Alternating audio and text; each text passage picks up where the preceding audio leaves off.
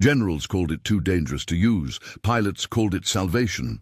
They painted it in memos with red ink, safety-wired the switches, and stapled warnings into the flight manuals.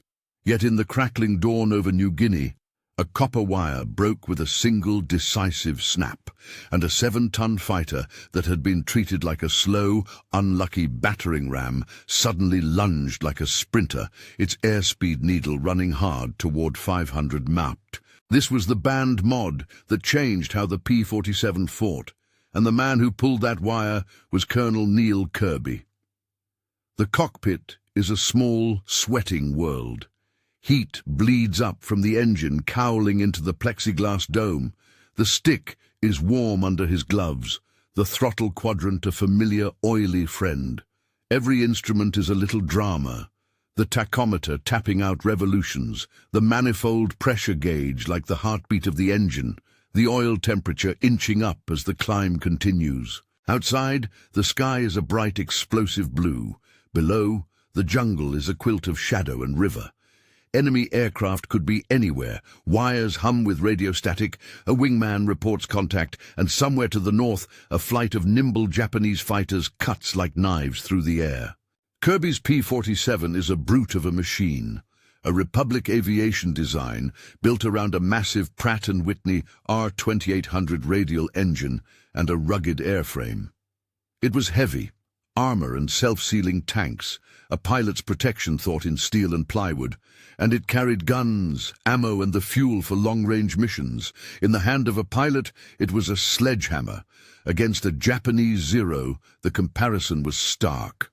The Zero was a rapier, light, agile, able to outturn, outweave, and get inside the P-47's radius. Where the Zero thrived in dogfights, the Thunderbolt relied on energy, dive, climb, energy retention, the boom and zoom doctrine, hit hard and climb away to set up the next pass. But energy came from power, and power was the engine's domain, capped by the red ink of manuals and the hard limits of metallurgy. That limit was written in numbers every pilot knew by heart. The engine was rated to about 2,000 horsepower under the best conditions, and the manifold pressure gauge carried a red line at 52 inches of mercury.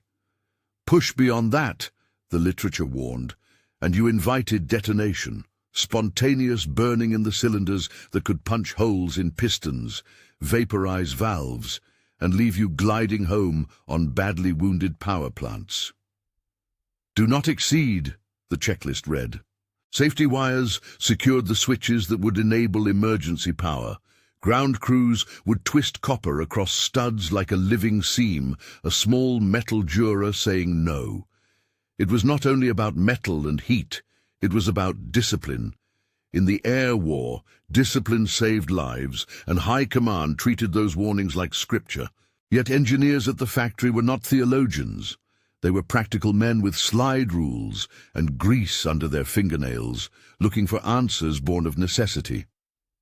Republic Aviation had men who watched racing mechanics in America and Europe, men who understood that racing engines used tricks to squeeze extra horsepower without detonating.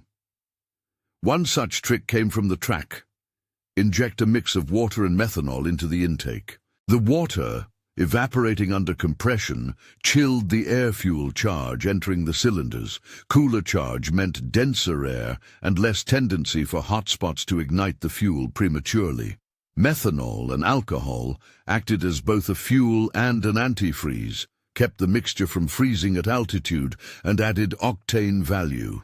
The result was higher manifold pressures without the catastrophic knocking that shackled horsepower. They called it, in technical folders and whispered hallway conversations, water methanol injection. Officially, it was an anti-detonant injection, ADI. To a pilot, it felt like fitting a fire extinguisher inside the combustion chamber, an ugly, brilliant hack that tamed detonation long enough to wring extra performance out of an engine designed to be conservative. Engineers figured a 50-50 mix would work, half distilled water to take the heat out of the mix, half methanol to prevent icing and contribute a little extra burn. The tanks were small by design, roughly a 15-gallon capacity tucked into the airframe. which meant the system would only last for a few minutes under full demand, 5 to 10 minutes in practice. It was not a permanent horsepower booster, it was a war emergency power reserve. But the proud caution of headquarters had reasons. Even if ADI cooled the intake and reduced knocking, it introduced new vectors of failure. Spray enough alcohol into an engine and you changed lubrication characteristics. You altered cylinder temperatures and combustion chemistry. You risked freezing lines at altitude and misfeeding if plumbing clogged. Structural strain increased. Frames, control surfaces, and prop stresses all saw new regimes when pilots pushed the throttle into an envelope previously considered off-limits. And there was a human factor. Supply. Methanol was an easily diverted commodity. Rumors circulated of ground crews siphoning the precious mix for local sale. Then stories turned darker, of moonshiners finding ways to substitute their own spirits in the tanks. War makes strange economies, and alcohol has always had its temptations. High command answered those risks with rules. Manuals were updated with emphatic phrases, switches were safety-wired, and red paint marked the forbidden controls. Ground crews were ordered to seal ADI tanks, and some airfields posted guards and locked cabinets for the precious bottles of methanol. At certain Pacific bases, the water methanol mix was dyed and chaperoned like contraband. The colored tint made it harder to steal for sale. If a pilot broke the wire and used ADI outside approved scenarios, he risked court-martial for endangering materiel. The moral argument, keep the machine serviceable for the long run, was persuasive. Engines were costly, repairs consumed scarce manpower, and a shot-down plane meant a dead man, not a machine. Still, doctrine met reality over the jungles, where the stakes were immediate and blunt. For pilots who faced zeros in the trees, the choice was simple and ugly. Stay within the bureaucratic safety envelope and gamble on surviving a turning fight, or gamble on a temporary sanctioned madness that might let you climb and run, turning the Thunderbolt's mass into kinetic truth. Kirby, a thick-shouldered man with a pilot's calm and a reputation for pushing margins, had watched too many mates bled away in low-speed turning battles. He had seen engines cough and stutter when pilots pressed, tried to haul too much out of early climbs.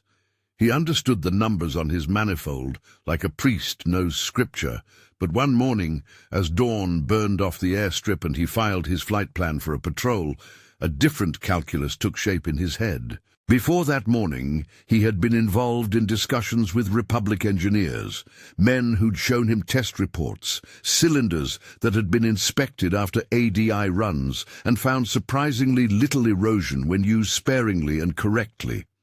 They spoke of controlled bursts of war emergency power that could be metered and limited. A 15-gallon tank, a switch guarded, a procedure that ensured ADI was only used when the alternative was certain loss. They explained the physics plainly. Detonation happens when pockets of fuel ignite before the spark plug fires, when combustion becomes an anarchic, uncontrolled sequence. Introduce evaporating water into the charge, and you reduce temperatures at the point of compression, slowing the premature burn and smoothing the combustion event into a predictable, more powerful push. In short, the trick bought more manifold pressure legitimately, if you accepted the logistical and structural risks. Kirby thought about turning doctrine into a field remedy. He read the pages of the manual and knew the red line. 52 NHG was a hard number, a limit etched into the engineering of the day. But engineers had talked about controlled overpressures. In testing, an ADI-fed engine could see manifold pressures climb well beyond the red mark, sometimes toward ranges the gauges did not commonly display in combat. The concept was not alchemy. It was applied thermodynamics. Yet the practicalities, tank capacity, plumbing, cockpit ergonomics, were imperfect. ADI plumbing took space and added complexity. Pilots would have to flip a switch under fire, watch the gauge needle sweep past its scarlet guard, and trust that the engine would not cough itself apart. There was also a social hazard. The methanol was an attractive commodity for illicit markets. Tales circulated of crews siphoning and diluting the mix with locally produced spirits, of airfields deploying armed guards over buckets of the stuff. To prevent theft, some commanders forced crews to keep the ADI tanks locked and marked the mixture with dye. The product became both a performance enhancer and a temptation, an object that needed policing as much as fueling. It created a culture in which some pilots felt the Army's rules were more about protecting inventory than saving lives. In a quiet tent behind the maintenance line, mechanics talked bluntly.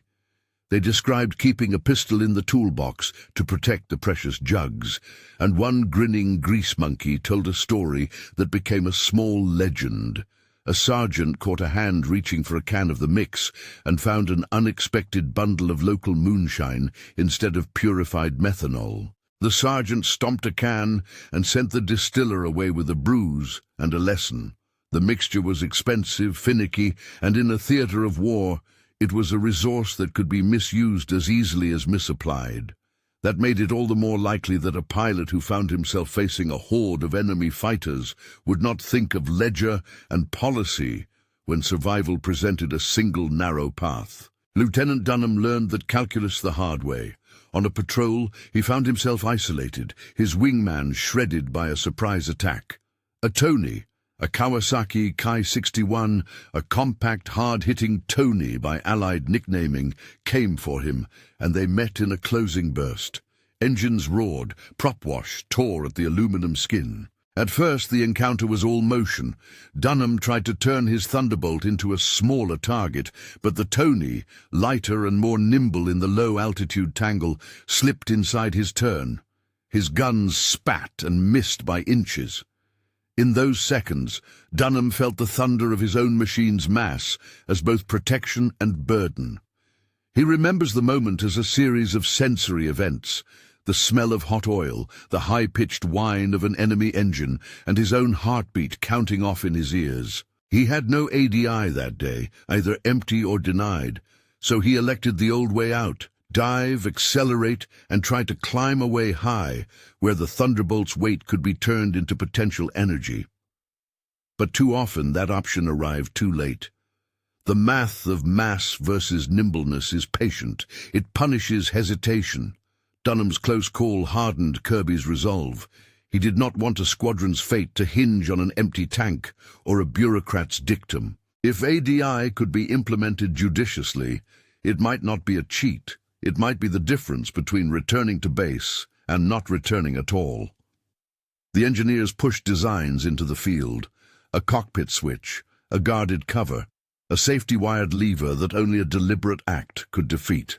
The ADI plumbing was routed to spray into the intake manifold, not into the carburetor, where the cooling effect could be most efficient. A pilot would have to flip the switch and watch as the mixture sprayed into the intake, evaporating and chilling the incoming charge.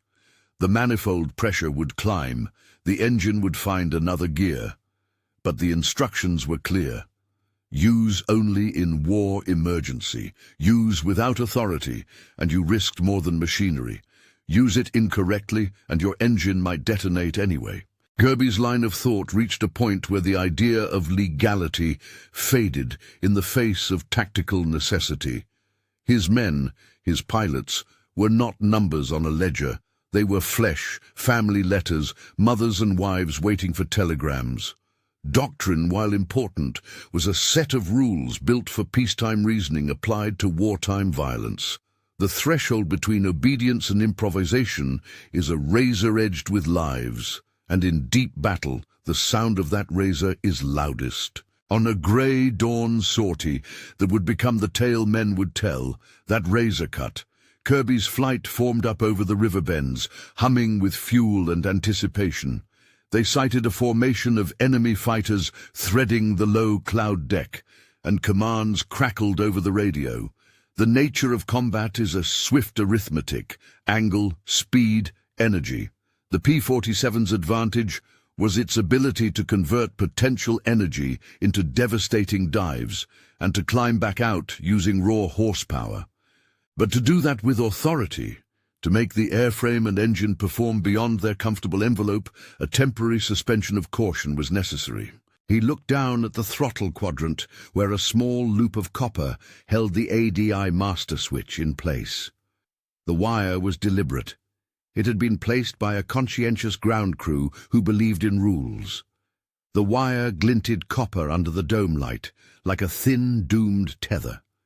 It was a small human object that embodied institutional caution. One twist, one failure of will, and the pilot would break the rule. Kirby's mind is not theatrical in crisis, it is methodical. He ran through the checklist in his head. ADI tank, approximate fill. Somewhere between full and 3/4, he judged. 15 gallons would be his limit, and at full spray that would last only minutes. He thought of the test reports, that a correctly applied 50-50 water-methanol mixture would drastically reduce detonation risk for short bursts, that the manifold pressure could climb far beyond the 52 in Hg redline without immediate catastrophic failure, given limits. He thought of Dunham's face at debriefing and the sergeant who guarded the jugs, and he thought of the map the mission required them to hold. If they succumbed in the turning fights, ground operations would suffer. He unwrapped the safety wire with his fingers. For a second, his hands hesitated over the copper, feeling its cool, clean bite. A pilot does not trick the gods of metal and fire lightly. He knew the possible consequences. A blown engine in combat could mean an uncontrolled descent, a burned piston, a dead man. He also knew the consequence of inaction. His men hunted in pairs, often separated and prey to swifter machines when the P-47s stayed for the dogfight. The moral calculation was not between right and wrong, but between two evils. Use it only in war emergency power, the engineers had told him. War was now, in the most literal of senses. He snapped the wire. The sound is abrupt and animal, copper parting, a small metallic twang, followed by the nearly inaudible click of the switch cover lifting and Brian's thumb pressing the guarded lever down. The cockpit, always a small universe of sounds, distilled into one focused event. The throttle quadrant moves forward. He feels the stick resist slightly as throttle effective engages and the engine responds. For a breath, nothing happens. Then the radial coughs as if surprised at the prospect of being asked for more. The fuel mixture reacts. For a moment the engine stumbles, a throat clearing, an almost human protest. Then the needle on the manifold pressure begins to sweep. Past 52, past the scarlet guard, the needle keeps climbing, as though the instrument has been startled into new territory. The sound of the engine changes, a richer, fuller bark replacing the previous measured bite. The plane surges, the airspeed climbs hard, the altimeter barely notices as potential energy becomes kinetic. He shoves the stick into the seat, feeling G's press him back, the straps pulling at his shoulders. The horizon tilts, and the thunderbolt eats the sky. The airframe shudders as it is asked to bear loads it seldom sees in ordinary patrols. Far below, the jungle shrinks. Ahead, enemy fighters look like insects scattered across the blue. The world narrows to gauges and engine tone, and the distant shimmer of wingtips. Kirby's breath is a soft fog in his helmet. He can sense the oil temp rising, but within limits. The ADI is cooling the intake, but the rest of the engine is still being asked to work. He knows the 15-gallon tank will give him only minutes, that each second of this heightened state chips away at structural reserves and invites inspection back at base. Yet the tactical calculus is immediate. Speed is now a weapon. A P-47 that can sprint and climb with that urgency is no longer a lumbering battering ram in the hands of an opponent predisposed to close-turning fights. It becomes a charging bull. From below, through the crackle of the radio, he hears his wingman report a contact. Lieutenant Dunham, who had once been forced into a scrappy turn, now calls a position with different intent. Tony at 11 o'clock low, coming up into me. The world compresses into a series of maneuvers. Kirby tucks the Thunderbolt's nose, trades height for speed, and in the instant before the dive, he notes a perception that others did not always record. The air around the plane seems finer, thinner with the rush of airflow. The oral signature of the engine is almost superhuman. The old radial turned into a monster that can bite and pull and climb with a ruthlessness the manuals never authorized. Down, then up, the boom and zoom in its most vivid form. The P-47 dives like a dropped stone, the pressure building as air roars past the propeller. In the dive, closure speeds rise to terrifying numbers. Two aircraft closing in a head-on meet can experience relative speeds in excess of anything a pilot expects in normal combat. Dunham had once clocked an encounter where combined speeds flirted with 600 mph. Such figures are not the norm, but they tell the story of a combat environment suddenly rewritten. In that dive, guns find alignment, and the P-47's .50 caliber batteries become a concentrated hail. And when the pilot pulls out, throat raw from the Gs, the climb powered by ADI gives him the chance to regain altitude and re-engage from energy space, leaving more nimble foes scrambling to keep up. Mechanics would later inspect engines that had been used with ADI and, in many cases, find fewer signs of violent detonation than anticipated. With controlled bursts and careful maintenance, cylinders often looked surprisingly intact, lending empirical support to the idea that anti-detonant injection, when applied as the engineers suggested, could be both effective and survivable. But the proof was hard-won and inconsistent. Some pilots used ADI well and returned with engines intact. Others reported knocked valves or worn sleeves. The variable was human use under stress. How long a pilot held the switch down, the exact mixture in the tank, maintenance discipline after sorties. Back over the theatre of operations, lines were drawn. Commanders who had urged caution faced a field of pilots who argued from a different ledger, one marked by letters from graves and mannequins of torn aircraft. The brass feared spectacle. Engines destroyed, squadrons grounded, but pilots argued for immediate utility. Wings pushed policy until it bent. In some commands, that push led to a grudging compromise. ADI remained technically restricted, but its use in genuine war emergency, defined broadly, was tacitly accepted. Manuals gained supplements with caveats. Safety wires were left to be removed when commanders on the scene judged the risk acceptable. Kirby's action, snapping the safety wire and committing his aircraft to the sudden, violent policy of enhanced power, was not merely an ergonomic decision, it was symbolic. One man deciding that doctrine would not be the sole arbiter of life and death in the cockpit. He understood the gamble. He also understood the mechanics, that the ADI system provided a limited, concentrated surge of war emergency power, short, powerful, and expensive in terms of wear. He felt the engine's hunger under his hands, and the machine's sudden terrifying potential. As the first minutes passed under the spray of ADI, the formation began to execute new tactics. No longer resigned to being bait for drawn-out turning fights, the pilots used height and speed differently. Instead of trying to match nimbleness, they became vertical predators, climb away, then dive, then climb again, each pass an expression of kinetic dominance. Enemy pilots, used to the P-47's lumber and ease of reading, found themselves surprised by bursts of speed and altitude they had not anticipated.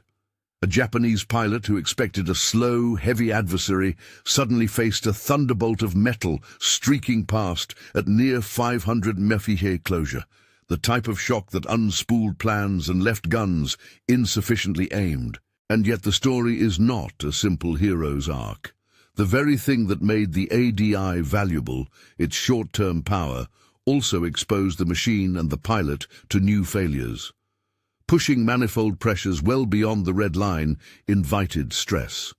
The engine vibrated in new ways, fasteners were exercised, and bits of hardware that had never been expected to see such loads began to fail. The maintenance crews worked hard to keep pace. Men who once changed pistons on a scheduled calendar now inspected compression after every mission. They developed a language to diagnose the ADI-scarred engine versus the neglect-scarred one. They learned how to spot detonation marks and how to read the subtle wear patterns on cylinder liners. At base, the ADI tanks were a logistical headache. The 15-gallon capacity was a compromise, big enough to give a meaningful burst, small enough to be carried without wrecking range. At times, pilots reported the mix lasted for 5 to 10 minutes under hard use, enough for a couple of passes, a decisive burst or a graceful escape. That scarcity built conservatism into tactics. Squadrons developed doctrine for when to allow ADI use, sometimes reserving it for group leaders or for the precise moment a formation needed to punch through. But the temptation remained. Stories circulated that some pilots crept to the fuel dump at night to top off tanks with questionable spirits. Others hid vials of methanol in flight kits.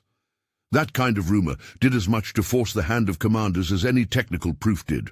On a particular sortie, the morning Kirby snapped the wire, a single event crystallized the conflicting logics. A flight saw enemy formations converging on a bombardment stream. The bombers were vulnerable unless fighter cover held. Kirby's wingmen were under pressure. A quick, decisive application of ADI might save the whole package. He took the choice upon himself, not out of wanton risk, but because the calculus of lives made policy pliable. The engines screamed, and the thunderbolt ate the sky. For those next few minutes, they felt invincible. For those next few minutes, the P-47 was a different animal. Its mass turned to speed, its old vulnerabilities transmuted into sudden advantages. But such moments also carried the seed of consequence. Engines returned to base more often, with war-stressed scars. There were nights when pilots counted those costs, patching a wing spar, replacing a prop, writing up a cylinder for replacement. And there were nights when pilots counted bodies. A tension between tactical efficacy and long-term cost, between innovation born on the bench and improvisation born in the heat of combat, became the story of ADI in the P-47 community. The men who soldered the plumbing and strapped the tanks understood they were building something that lived in a moral grey, a forbidden modification that in the right hands could be the thin wedge that separated survival from death. In the cockpit, Kirby felt the plane as an extension of his will. With ADI engaged, the Thunderbolt responded to his inputs with an immediacy he had not expected. The manifold pressure continued to climb as he pushed the throttle toward a new permission. He could feel the airspeed needle scooting along the dial, the sound of airflow changing like the bark of a different animal. Below, small puffs of smoke marked enemy planes taking hits. Dunham's voice came over the radio, terse and excited. 3 down, Kirby. Keep climbing. The joy of efficacy is brief in war. Even as the men celebrated hits, every pilot knew the secondary ledger.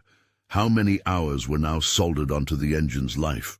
How many maintenance cycles would this sortie demand? Kirby banked hard and felt the strain, a pressure across the airframe like water against a dam.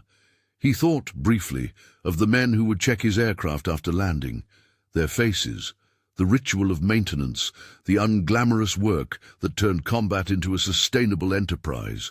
He had broken a small wire in a decisive moment. That small act would ripple through the squadron's maintenance logs and willpower. It might, in the long run, save lives. It might also make more work for the unsung men in grease-streaked overalls. The immediate fight, however, was still unfolding. Enemy pilots began to recalibrate their expectations. The Japanese fighters were masters at low-altitude fighting, and their tactics hinged on exploiting the P-47's early reputation as a big, slow target. Faced with new, high-speed attacks that used vertical space, dives that converted the Thunderbolt's mass into lethal velocity, the opponents were momentarily disoriented. Tactical doctrine is a conversation between opponents. When one side introduces a novel phrase, the conversation stumbles until the other side learns to respond. For a harrowing interval, the ADI-fueled bursts gave Allied pilots that breathing room to reshape the terms of engagement. And yet, for all the strategic promise, the ADI remained officially the banned mod. High commands could not and would not openly sanction widespread abuse of engines. The legal doctrine of materiel stewardship had to be preserved. Supplies were finite, engines costly. It took tests, inspections, and a string of success stories to move minds at the top. Pilots on the line did not wait for politics to solve their problems. They solved them in the moment, one snapped wire at a time. As the engagement progressed, the strain on the aircraft was visible in tiny ways. Paint flaked where airflow changed, rivet heads shone with new wear, and control cables texted tension beyond their usual notes. The ADI was not a miracle, it was a calculated risk. Used properly, it bought seconds and speed, altered the tactical geometry, and gave heavy fighters a way to play to their strengths. Misused, it could ruin an engine, and worse, take the pilot with it. The men who ran the maintenance lines watched these experiments with a mixture of professional curiosity and weary resignation. Some argued that disciplined application and firm oversight could make ADI safe enough. Others insisted the system invited abuse and would therefore ruin a squadron's fleet in months. Those debates would be settled not in memos, but in outcomes. Missions returned, engines inspected, attrition calculated. The question was empirical and stubborn, demanding data that only time and repeated use would provide. Kirby, at the moment when he felt the planes surge under ADI, did not have the luxury of moral philosophy. He had to fly. The world outside tightened into vectors, enemy position, fuel state, the contents of the ADI tank, and the distance back to base. He felt the throttle under his fingers and the plane obeyed. The manifold pressure, now a stubborn gossip, crept into numbers that read like a dare. The ADI spray began to sputter as the 15-gallon reserve worked through its stages. The mixture vaporized and did what it promised, allowed higher pressure without the immediate scream of detonation. This is where doctrine met improvisation, and where a copper wire mattered. The snap that freed the ADI switch was not just a mechanical act. It was an ethical decision made under a sun that baked the canopy and made sweat track down a pilot's temple. It was a choice between the published rule and the pragmatic calculus of saving a life or a mission. The P-47 surged, and for a while the air war looked different. Pilots who had been told their aircraft were slow and therefore vulnerable began to talk of new possibilities. A thunderbolt that could accuse an enemy of overreaching, a plane that could climb and dive with a new, brutal grace. But consequences shadow innovations.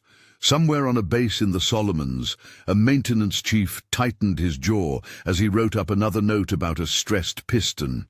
Somewhere else, a pilot who had refused to break rules watched his wingman return and wondered whether his caution had been prudent or cowardly.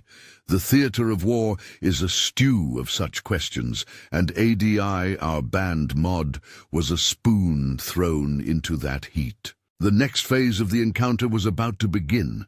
Kirby felt the aircraft's nose dip as he prepared for a dive, the cotton in his throat and the thrill of the risk hard in his chest. He pushed down, and the thunderbolt answered, the world narrowing to instrument arcs and the vapor trails of enemy fighters as they tried to avoid the sudden kinetic shock. In that instant, he knew the decision to break the safety wire would be replayed in briefing rooms, and in the eyes of men who had seen it save lives. He also knew that the life of the engine, and perhaps his own, was now balanced on a thin edge of time and metal. The sky ahead shimmered with possibilities and danger. The war's arithmetic had changed, if only for a handful of minutes. The banned mod had been used, and the air itself seemed to take notice. The world narrowed to a line of sight and the smell of hot oil as Kirby drove the Thunderbolt into its dive. The ADI had done its work. The intake cooled, the manifold climbed well beyond its painted scarlet, and the airspeed needle crept and then lunged, the needle glancing at the higher end of its arc, as if surprised to be asked to live there. Enemy fighters scattered like startled birds. For those minutes, the P-47 behaved like a different animal. Less a ponderous tank and more a charged missile, mass converted into punishing speed. The first pass was surgical. Kirby traded height for velocity, letting the Thunderbolt's mass do the aiming. 50 caliber tracers stitched through the sky and punched into the nearest Tony. The enemy plane spun, a white plume marking loss of oil, and then folded into the green below. Over the radio, a terse voice, Dunham's, cut through a static-laced shout, "3 down, Kirby, keep climbing!" The formation answered with the practiced choreography of men who had learned to move like a single creature. They dove, they climbed, and each time ADI let them snatch the initiative back out of the nimble hands of their opponents. It was not always glamorous. In one head-on encounter that would be talked about for weeks, Dunham found himself staring down a Tony in a closing run that added their speeds together into a terrifying sum. For an instant, both cockpits were a narrow tunnel of wind and shouted calculation, lead, deflection, whether to hold or brake. Dunham elected to hold. His Thunderbolt's mass and newly available speed turned a desperate gamble into a moment that favored the heavy hitter. His guns erupted, and the other aircraft disintegrated into a smear of flame and silk. Later, during the debrief, men would talk about the numbers, how combined closure speeds could flirt with figures pilots had once considered impossible in day-to-day combat, and how that violence rewrote the geometry of tactics. Dunham felt the impact in his bones. The fuselage vibrated, the straps bit into his shoulders, and the aftertaste of cordite and adrenaline lingered like an acid on the tongue. He walked away that day with a thunderbolt nicked, but alive and pulsing with a new doctrine. Back at base, the story of that morning traveled faster than the aircraft taxiing to the line. Not every sortie ended in heroics. Not every ADI use produced clean outcomes. Some pilots returned with cylinders, showing unusual wear, valves pitted in places that suggested tumultuous combustion. Others, oddly, returned with engines in better-than-expected condition, cylinders clean enough to make the maintenance chiefs blink. The data was messy, because the variable that mattered most was human. How long a pilot held the switch down, how precise the mix had been in the tank, whether the plumbing had been bled of air before a mission. A 50-50 water-methanol injection worked in controlled conditions. Under stress, it could be a song that changed tone mid-verse. Engineers at Republic and forward maintenance officers began to gather the evidence obsessively. They disassembled pistons, inspected sleeves, and logged wear patterns with the neatness of men who trusted numbers. In many cases, when the ADI had been applied as a short, metered burst, used to gain a few thousand feet of altitude or to punch through an intercept, the signs of catastrophic detonation were absent.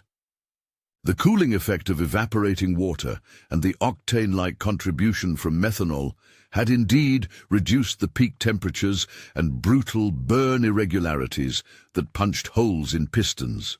That was the physics in practice. By chilling the incoming charge, the ADI lowered the propensity for spontaneous ignition, letting a pilot run higher manifold pressures without immediate meltdown. Yet there were caveats written with grease pencil on benches and on the backs of napkins. Improper mixtures, too much methanol, too little water, could change combustion chemistry in ways that increased wear. If the ADI was left running too long, the engine could suffer from excessive thermal gradients and lubrication changes. And then there were the plumbing failures, clogged nozzles, a freeze at altitude if a line became too cold, a kinked feed hose. These were mundane human failures that aggravated the theoretical risks. The system was a toolkit. It did what it promised when used correctly. It punished sloppiness. Command in Washington and the theater headquarters read the reports with a mix of alarm and curiosity. High Command's first instinct had been to prohibit broad use. Safety wires, red paint, and stern memos were their instruments of control. But pilots brought back letters and lives that bore witness in a more persuasive language. Squadron commanders on the front lines argued that when the alternative to ADI was a turn fight against a more agile enemy, doctrine itself could become an instrument of attrition. Bureaucracy and immediate survival were not always aligned, and frontline commanders began to press the issue up the chain. It took footage from combat, maintenance reports showing engines often surviving controlled ADI use, and a few logbooks of near misses to begin bending the brass's resolve. Veteran mechanics, who had been the most vocal critics at first, found themselves pragmatically adapting too. They developed maintenance protocols specifically for ADI use aircraft. More frequent cylinder inspections, mandatory ring gap checks after known heavy usage, and test cycles that put engines through staged power runs so wear could be detected before it forced a catastrophic failure in combat. Manuals were updated with new appendices that did not repeal the old warnings but contextualized them. Safety wire remained an option for peacetime handling, but war emergency power usage was now outlined with checklists for authorized conditions, usage duration, and post-sortie inspection items. The language leaned toward caution, but it admitted reality. In theater, a limited, disciplined application of the ADI could be decisive. Logistics, predictably, proved less elegant. Methanol was not a simple commodity in the islands and forward strips. It had value as an industrial solvent, but in the shadow economies of war, where soldiers' pay lines mixed uneasily with local markets, it also had value as an intoxicant or trade good. The moonshine problem did not vanish because somebody wrote orders. Stories persisted of improvised substitutions, of locals offering spirits in exchange for favors, and of canny men who found ways to siphon the mix for private profit. To limit theft and substitution, ordnance officers began to dye the mix, a visible buffer against theft, and to lock the drums under guard. In some places, squadron minions were authorized to accompany supply runs. In others, the liability of a stolen ADI tank was such that commanders kept the mixes chained and required signatures for issuance. The mix became both a tactical resource and a thing to be watched. As evidence accumulated in favor of controlled ADI use, doctrine adjusted, but slowly and with caveats. Rather than a free-for-all, most theaters allowed the system under strict definitions of war emergency. Commanders defined thresholds, an attacked bomber stream, an imminent protection failure, or numerical disadvantage in a combat air patrol, conditions that could justify the risk to the life of an engine in exchange for saving aircrew and mission success. Safety wires were no longer universal. They were to be used in training and non-operational sorties, but could be removed by authorized leaders when combat demanded. Reports had to be filed. Post-sortie inspections had to be conducted. The change was bureaucratic in tone, but tactical in consequence. Wings could now plan to fight from energy space rather than be forced into the habitual turning engagements that had favored their enemies. The effect on the air war was stark. Units that adopted careful ADI doctrines found they could prosecute attacks with a new tool. Short, brutal climbs, followed by diving passes that capitalized on the P-47's heavy armament and robust construction. Where before a P-47 might have hesitated or been lured into a protracted dogfight, it could now dictate a vertical fight, convert potential energy into punishing speed, and then escape. The psychological impact on enemy pilots was notable. Encountering a thunderbolt streaking past at speeds that flirted with 500 MPH was a disorienting experience. It made fighters accustomed to facing lumbering opposition rethink their engagement envelopes. But it would be wrong to call ADI a panacea. Even with policy adjustments and better training, misuse and accidents occurred. Some pilots, either through inexperience or desperation, held ADI too long or used an improperly prepared mix. Engines were ruined that way. Crews had to replace sleeves and valves, and squadrons recorded increased maintenance churn. The men in the hangars, a different cadre of protagonists in this story, worked around the clock. Their labor turned bets into survivable practice. They learned to spot pre-detonation pitting versus ADI scrubbed cylinders, to read the subtle signatures left in oil samples, and to shape repair schedules that balanced risk and readiness. Debates in staff meetings grew raw. Opponents of ADI emphasized the long-term cost of engine attrition and the strain on supply trains. Proponents pointed to sorties saved, to bombers that made it to target and back, and to pilots who had not been forced into lethal turning fights. The compromise that emerged was pragmatic. ADI would be authorized under a clearly defined war emergency rubric, and its use would be disciplined by rank and circumstance. In practical effect, it became a sanctioned last resort tool, not unlike a medical triage. Applied properly, it saved life. Abused, it destroyed readiness. For Colonel Kirby, the morning of the snapped safety wire entered squadron law. He did not claim he had invented the notion of bending rules. He had simply acted within the logic of command responsibility. Men remembered the small copper loop between his fingers, the deliberate click that set a system free, and his coolness under the wave of acceleration. They also remembered that courage and improvisation carry costs. Kirby would later be shot down in combat, an event that hung like a sober reminder in the squadron's memory. The same brave choices that might save lives in one mission do not guarantee luck in the next. The war looked kindly on ingenuity sometimes, and cruelly indifferent at others. Acknowledging that ambiguity was part of the moral grammar of leadership in battle. Kirby's loss, his being shot down, did not turn the ADI into a parable of hubris. It was recorded as one of many facts in the messy ledger of war.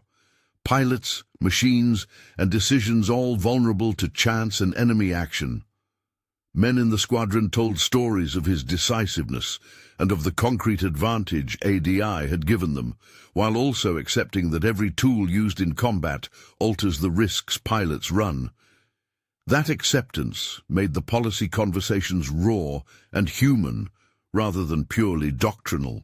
The overall statistical picture veered pragmatic. As ADI found its niche, P-47s began to press into roles that had been previously less reachable. The Thunderbolt's rugged build and heavy armament made it an ideal candidate for ground attack work, and when fitted with ADI doctrine for short bursts of power, it could deliver ordnance, return to altitude, and survive hits that might have downed lighter machines. Pilots who had been criticized for bringing a tank-like plane to dogfights found themselves lauded for turning its mass into a new kind of offensive punch. The P-47's wartime identity shifted, not a lumbering interceptor left to be bullied in turning fights, but a heavy fighter that could impose vertical energy upon the battle. Historians would later argue that this shift, technological tweak plus tactical adaptation, played into a broader Allied advantage as the war progressed. It was not a single moment of genius, but a concatenation of practical engineering, field improvisation, and a slow, bureaucratic acceptance. The banned mod language the generals used early on turned into a kind of shorthand for the tension between the institutional need for stewardship and the field's need for utility.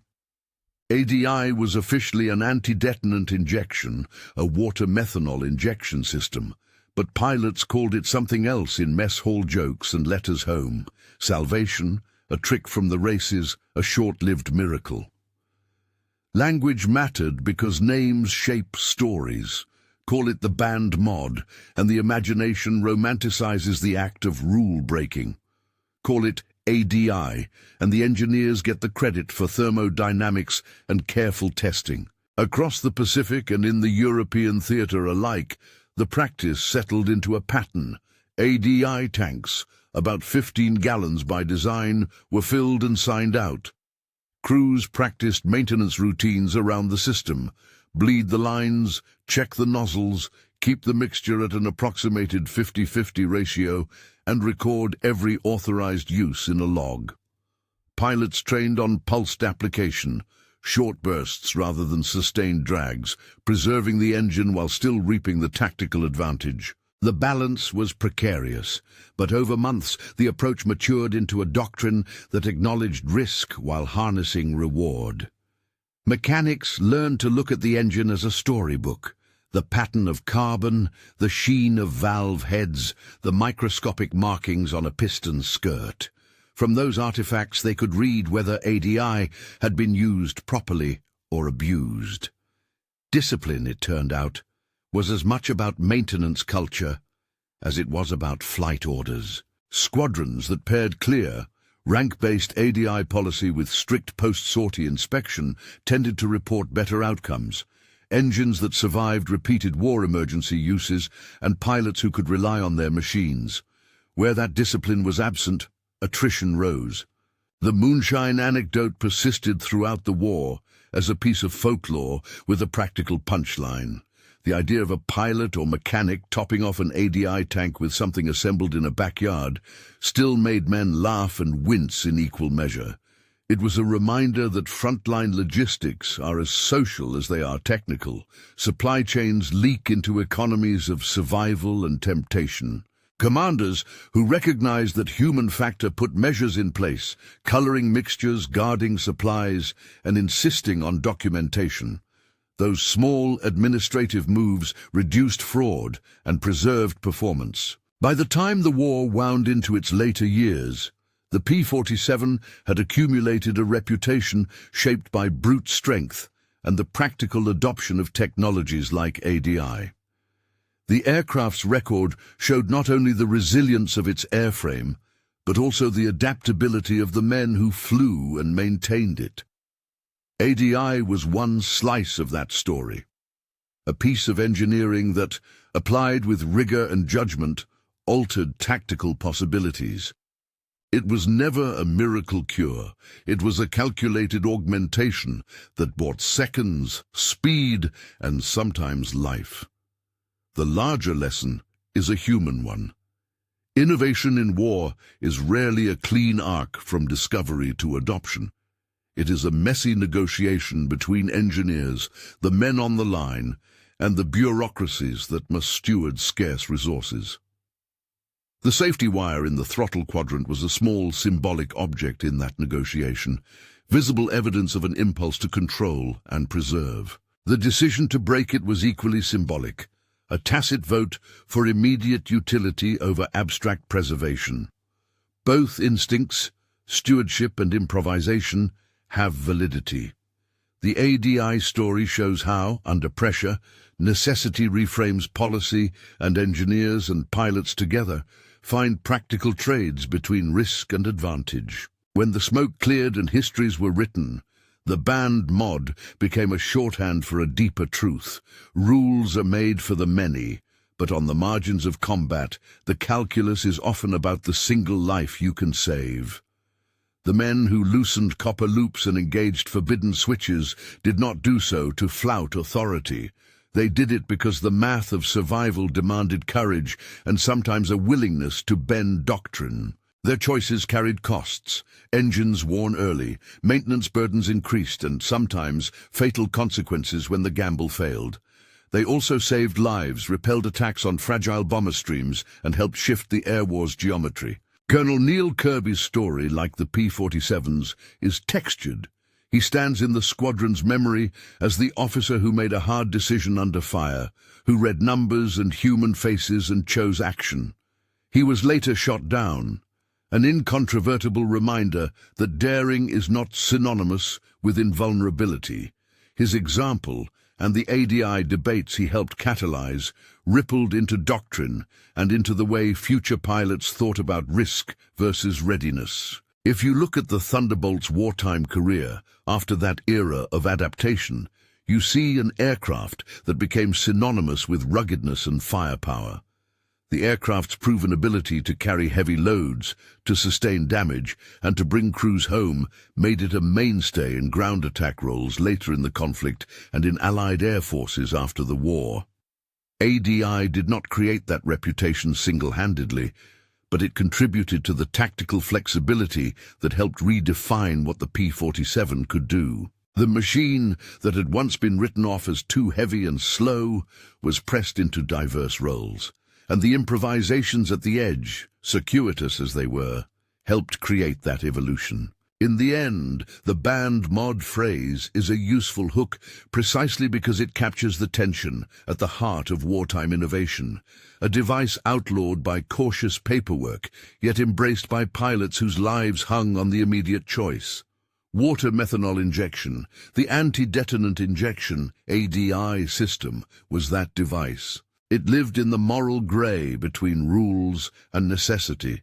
When used correctly, the 50-50 mix sprayed for 5 to 10 minutes out of a roughly 15-gallon tank would let the P-47 push manifold pressures beyond the painted 52 NHG warning and in combat be pushed toward speeds flirting with 500 km/h. The promise came with caveats: maintenance burden, supply issues, and the human temptation of moonshine. And the Army learned the hard lesson of balancing short-term triumphs against long-term sustainment. Rules exist because metal breaks and men fail. But history also remembers the moments when a small, deliberate violation of a rule, when tempered by engineering judgment and a leader's responsibility, changed a fight, saved lives, and altered doctrine. Copper safety wires remained part of the language and the toolkit. So did the discipline required to use ADI. Both were necessary. If this story resonated with you, if the idea of improvisation under pressure and the complex life of machines in war caught your interest, like the video and subscribe to the channel for more deep dives into the inventions, people, and choices that shaped history. Share in the comments any family stories of veterans who flew or maintained warplanes. These are the human threads that keep the past vivid for us now.